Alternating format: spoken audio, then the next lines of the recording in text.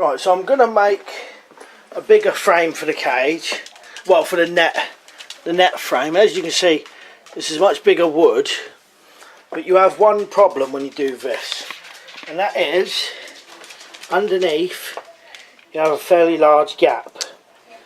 So I'm going to show you a way that you can cut these relatively easily and then get rid of the gap at the bottom.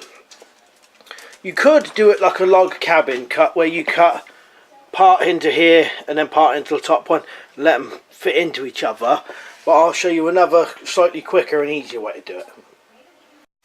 Right, so sorry about the mess.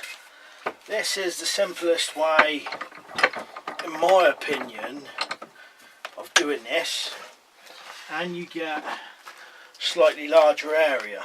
Now I'm going to screw this together, so if you was tying it together, you might want to do it how they do a log cabin one, where it's cut, get that out, and do the same on the other one so they slot into each other.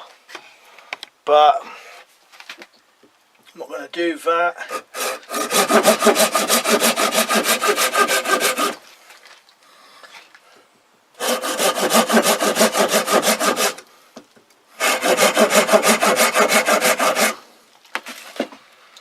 Right, so let's pull it out with.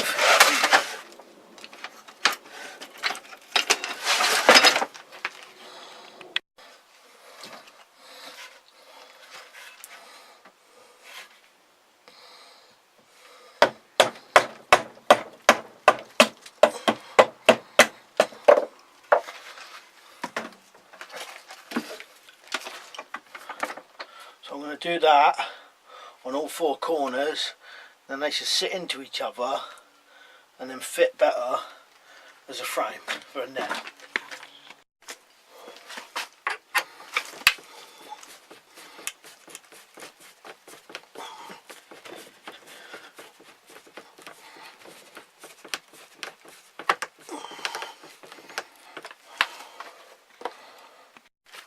Well, essentially that's it done. I can kind of see straight away it's going to sit a bit more leveler on the floor. You can see there how I've done it. I'm just going to put a couple more screws in it to make it a bit more sturdy, because it's a little bit wobbly at the minute. And what I may do, I haven't actually measured this compared to the other frame I've got. If it fits, I'm just going to tie the other frame to this one. If not, I'll either put a new net on it or make a new net. I'll show you in a minute how flat it goes to the floor. Right, so hopefully you can see now that's a lot more flatter to the ground on each part. As well as that, it's a lot more heavier and bulky. You know, the other stuff was way thinner than this. This is much thicker. So yeah, so I'll finish this off and then we'll do some videos about it.